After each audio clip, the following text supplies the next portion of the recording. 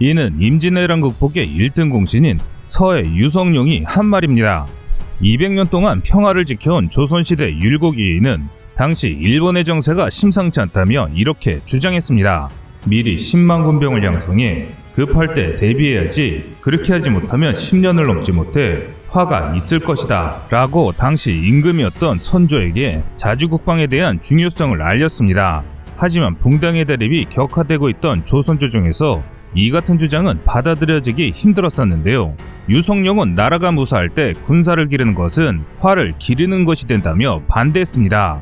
이렇게 율곡이의 10만 양병설은 처참히 무시되었습니다. 결국 10년 후 왜구들이 쳐들어와 임진왜란이 벌어지고 온 나라는 7년간 황폐해져 갔으며 국력은 쇠약해졌습니다. 반면 이의 주장을 반대했던 유성룡은 임진왜란 때 전란을 수습하며 뒤늦게 땅을 치며 후회했는데 징비록이라는 책을 집필하며 다시는 똑같은 일이 반복되지 말라고 후세에 전했습니다. 그런데 400년이 넘게 지난 지금도 당시와 다르지 않다고 말하고 있습니다. 세상에 절대 불변이란 없습니다. 시대와 상황이 바뀌고 국군이 풍전등화 같은 기로에 서 있다면 모든 것은 나라를 부강하는 데 쓰여야 할 것입니다. 조선의 승리였던 서산대사는 임진왜란 때 승군을 모아 왜구와 맞서 함락된 평양성을 탈환하게 되는데요. 살생을 하면 안 된다는 불문율을 깨가며 호국의 의지를 불태운 것입니다. 이처럼 자신의 목숨과도 같은 소신을 바꿔가며 나라를 위해 몸을 불태운 호국열사가 있는 반면 우리 한반도는 조선부터 이어지는 지겨운 당파 싸움과 서로를 반대하는 일관된 정치로 외세의 침입을 제대로 막아내지 못했습니다. 이로 인해 국가는 멸망의 기로에 서기도 했습니다.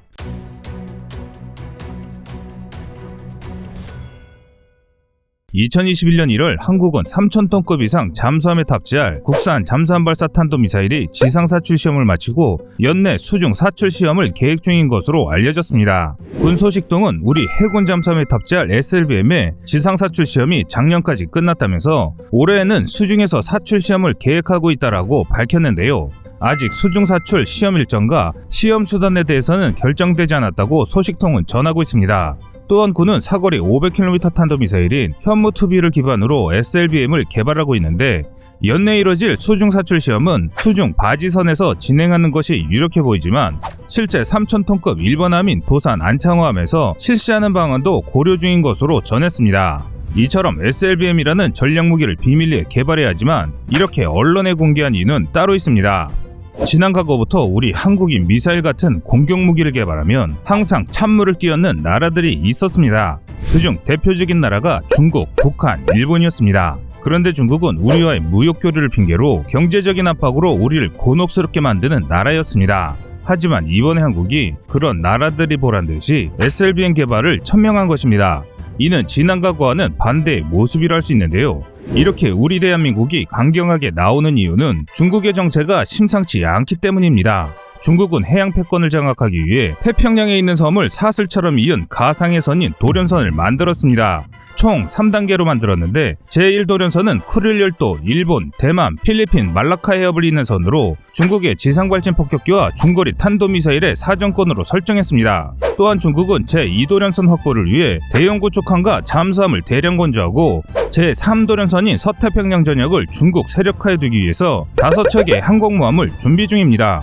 결국 중국은 2030년대 중반이 되면 서태평양에서 미국의 태평양 함대를 밀어내고 패권을 차지할 계획을 세우고 있습니다. 그런데 문제가 되는 것은 중국의 패권에 가져가려는 이것이 우리 수출 물동량을 전 세계로 나르는 중요한 길목이라는 것입니다.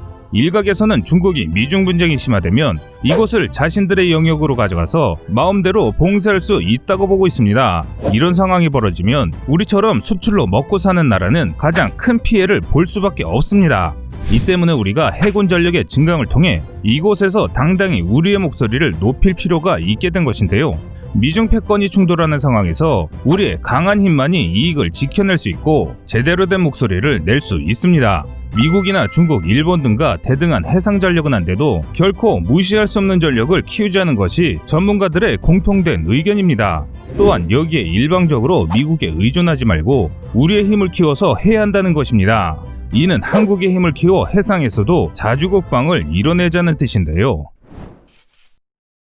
도산난청어함은 현재 6발의 한국형 KSLBM을 발사할 수 있는 수직 발사기를 갖추고 있으며 SLBM을 안정적으로 수중에서 사출하기 위한 다양한 장비를 갖추고 있습니다. 또한 다양한 수상 및 수중항해 테스트를 성공적으로 종료함은 물론 수중에서 KSLBM의 중량과 부피를 그대로 모사한 더미 발사체를 수차례 발사하는 데도 성공한 상태입니다. 즉 도산난청어함 자체는 SLBM 발사 능력을 확보한 상태이나 아직 국방과학연구소가 개발 중인 KSLBM 발사 테스트는 수행하지 못한 상태입니다. 국방과학연구소와 대우조선해양은 공동으로 KSLBM 발사를 위하여 가스와 스팀을 사용하는 혼합가스식 사출 발사 기술을 개발하였습니다. 현재 KSLBM의 부피와 중량은 공개되지 않았지만 SLBM이 수중에서 사출할 때 외력으로부터 미사일을 보호하는 수중용 캐니스터 중량을 합치면 거의 10톤에 근접할 정도로 무겁습니다. 이렇게 무거운 SLBM 캐니스터 캡슐을 수면 위로 사출하기 위해서는 강력한 가스 압력이 필요하고 이를 위해서 로켓 연료 수준의 강력한 고체 추진제를 연소시킬 필요성이 있습니다. 고체 추진제를 연소시킬 때 온도는 2000도가 넘어서며 그 내부 압력도 2000푸사의 이름으로 잠수함 수직 발사기는 물론 SLBM을 보호하는 캐니스터도 아주 두텁고 튼튼할 필요가 있습니다. 그런데 이것은 모두 중량 증가를 의미하기 때문에 국방과학연구소는 KSLBM 탑재에 대응해 미국과 영국의 최신 전략원점에 적용된 혼합가스식 수직 발사 사출 체계를 2020년 8월까지 개발한다고 발표하였습니다. 여기서 혼합가스식 사출 체계란 SLBM 수중 사출을 위하여 고체 추진제를 연소시켜 높은 압력을 얻는 것까진 기존 콜드런치 시스템과 동일합니다. 다만 고체 추진제를 연소시켜 만들어진 고압의 가스가 KSLBM의 하단부와 발사 간에 접촉할 수 없도록 옥사미드와 멜라민과 같은 냉각제를 방출해 고압가스와 섞어버립니다. 이렇게 하면 수직 발사 간의 내부 온도가 2000도 수준에서 수백도 수준까지 하락함과 동시에 최대 압력도 2000푸사이급에서 1000푸사이급으로 감소됨에도 KSLBM을 사출할 수 있는 수준의 충분한 가스 압력을 형성할 수 있습니다. 현재 미국과 영국, 프랑스 전략원점도 비슷한 구조의 혼합가스식 사출 체계를 사용하고 있지만 자세한 구조와 작동 방식은 철저히 비밀로 관리되며 공개되지 않고 있습니다.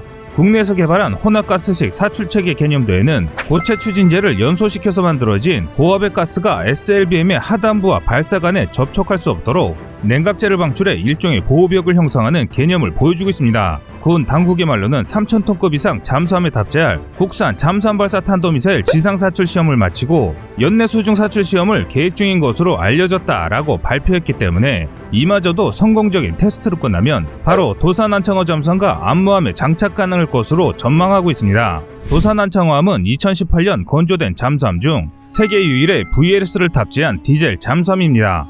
러시아 아무르급 잠수함, 조선민주주의 인민공화국 심포급 잠수함 등 VLS 탑재 디젤 잠수함이 제한되거나 비공개 모델이 있다고는 하지만 실제로 공개적으로 진수된 것은 최초인데요. 도산난청어함의 VLS 직경, 길이 등의 제어는 공식적으로 알려지지 않았습니다. 발사관의 크기를 알아야 탑재하는 SLBM의 사거리 등을 추정할 수 있는데 현재 알려진 바로는 500에서 800km급으로 알려져 있습니다. SLBM의 최대 사거리는 한미 미사일 지침에 따라 아직까지는 800km로 제한되어 있기 때문에 공식적인 사거리는 이 정도 수준일 것인데요. 그런데 도산난청어함의 특징으로 꼽히는 것은 이뿐만이 아닙니다. 난청어함은 납축전지를 사용하지만 4번함부터는 삼성의 SDI 리튬이온 배터리를 사용할 것으로 알려져 있습니다. 쉽게 말해 2000cc 승용차 100대분의 자동차 배터리가 탑재되는데요. 배터리는 삼성 SDI에서 제작을 할 예정인데 현재 전 세계에서 잠수함 종류는 디젤 잠수함과 핵 잠수함 이렇게 둘뿐입니다. 디젤 잠수함은 평소에 디젤 엔진을 주로 사용하고 매우 제한적으로 납축전지를 사용해서 디젤 잠수함이라고 불리는데 이 제한적인 환경에서 사용하는 시간이 불과 수시간 정도라서 효율성에 대한 논란은 지속되어 왔습니다. 그러나 리튬 잠수함은 평소에 리튬이온 배터리를 사용하고 매우 제한적으로 디젤 엔진을 사용합니다. 쉽게 설명하자면 시판 중인 하이브리드 자동차와 같은 개념이라고 업계 관계자들은 말합니다. 은밀성을 보장받아야 하는 잠수함이 평소에 디젤 엔진을 끈다는 의미는 잠수함 소음이 매우 적어진다는 뜻이고 적들이 더욱 찾기 힘든 잠수함이 된다는 뜻입니다. 2018년 기준 한국은 세계 1위의 리튬이온 배터리 대기업을 보유하고 있습니다. 리튬이온 배터리의 부피는 납축전지 대비 4분의 1, 무게는 5분의 1밖에 되지 않습니다. 또한 기존 납축전지는 디젤 엔진을 가동해 10시간을 충전해야 하는데 리튬이온 배터리는 1시간 만에 충전이 가능합니다. 단순 계산으로 기존 디젤 잠수함은 납축전지로 잠항 시 최대 속력으로 2-3시간 정도만 움직일 수 있는데 리튬이온 배터리는 최대 10시간 이상 되기 때문에 이는 파격적인 성능 향상이라고 할 수 있습니다. 대신 단점도 존재하는데요. 납축전지보다 가격이 3배 비싸다는 것과 배터리 안정성이 떨어진다는 것입니다. 그런데 한국의 배터리 기술은 세계인들이 인정하는 배터리일 뿐만 아니라 기존 리튬이온과는 차원이 다른 성능을 갖게 되면서 세계의 이목이 집중되는데요.